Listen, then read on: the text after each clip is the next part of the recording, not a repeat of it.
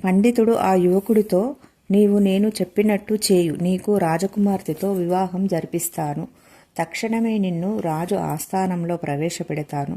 అక్కడ నేను అడిగిన ప్రశ్నలకు అవును కాదు అనే సమాధానం ఇవ్వమని చెప్పాడు. అలా ఆ రాజుకి ఈ యువకుడు గొప్ప విద్వాంసుడని పరిచయం చేసి రాజకుమార్తెతో వివాహం జరిపించారు.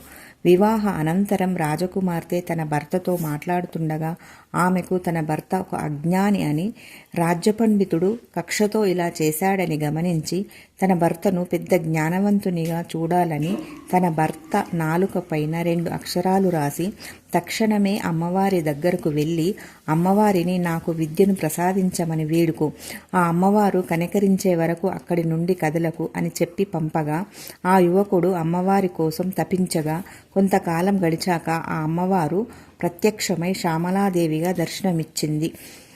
ఆ అమ్మవారిని చూసి పలికిన వాక్కులే శ్యామలాదండకం. అలా ఆ యువకుడు ఒక గొప్ప కవి కాళిదాసుగా గుర్తింపు పొందాడు.